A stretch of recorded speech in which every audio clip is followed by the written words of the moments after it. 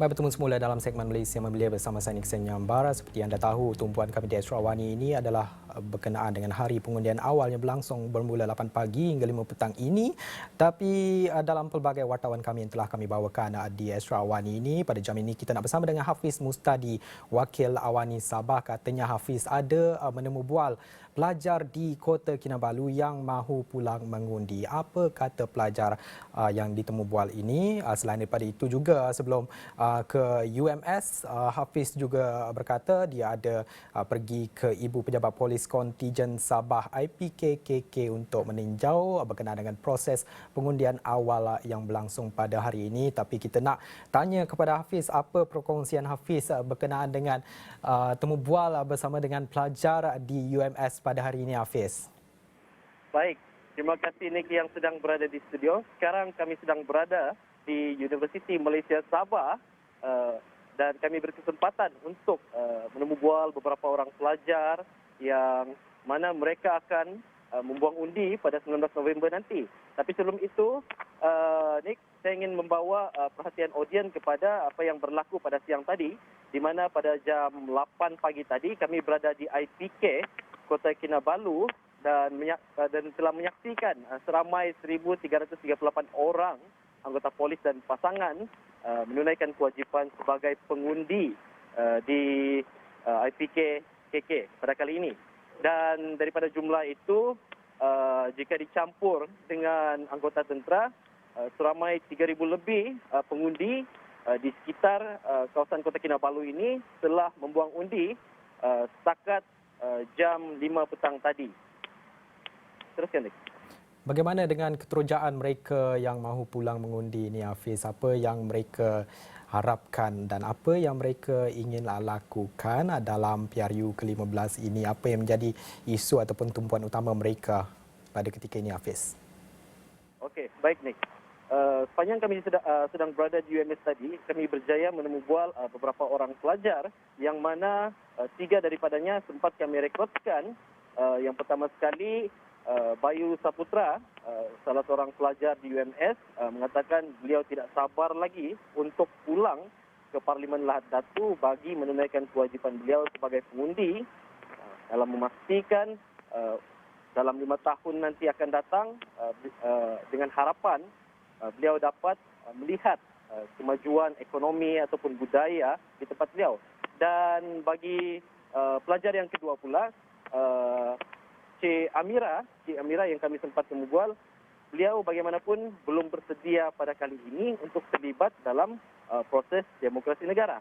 Dan apapun kita faham mengenai keadaan itu, kerana perkara itu bukan saja berlaku terhadap pengundi muda, ya Nick, tapi juga pengundi yang sudah berumur ataupun 30 tahun, 35 tahun ke atas yang biasa kita temui.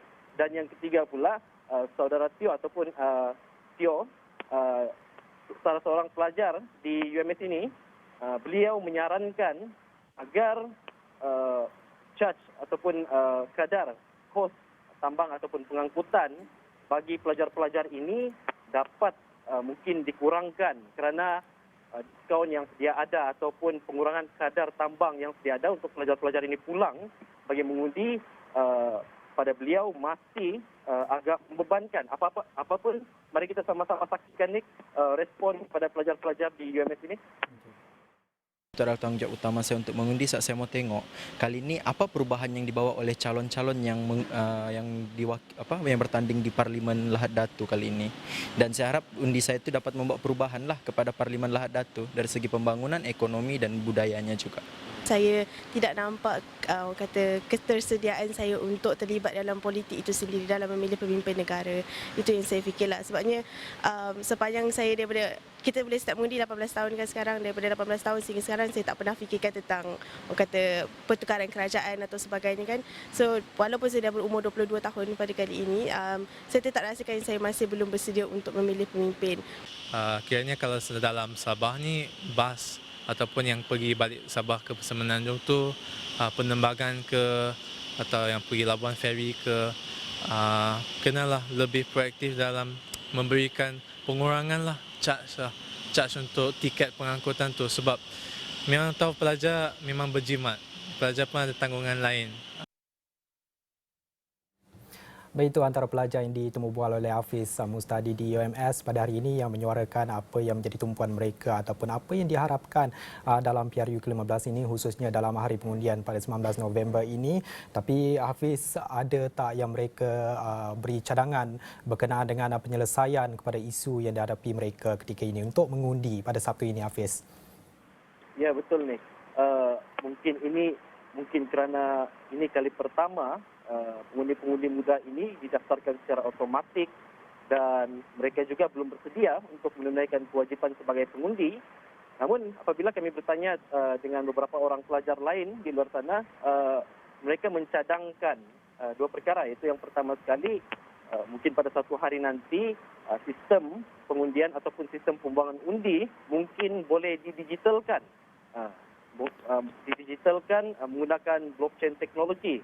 Yang pertama. Yang kedua pula, kalaupun bukan blockchain teknologi digunakan dalam sistem pembuangan undi itu, mungkin pusat-pusat pengajian itu sendiri boleh menjadi tempat pembuangan undi. Ya, Nick?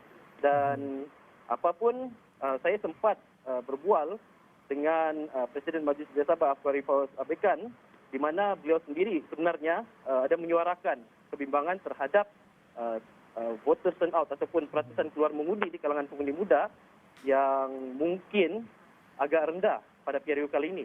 Namun apapun, sama-sama kita saksikan nanti pada 19 November bagaimana sama ada 55.2% pengundi muda di seluruh Sabah ini, adakah kita mampu mencapai kurang-kurangnya 75% ataupun 85% voters turnout ataupun sebaliknya. Teruskan, Nick. Baik, itu perkongsian dibawakan oleh Hafiz Mustadi, Wakil Awani Borneo di Sabah, yang mana laporan ini pasti kami akan siarkan di Awani Borneo pada malam ini. Tapi banyak lagi perkembangan akan terus kami bawakan di Astro Awani. Saya letakkan Hafiz Mustadi. Tapi selepas ini kita nak teruskan dengan Buletin Awani. Saya kira itu saja segmen Malaysia Memilih pada jam ini. Saya Diksen Nyambar. Selamat hormat.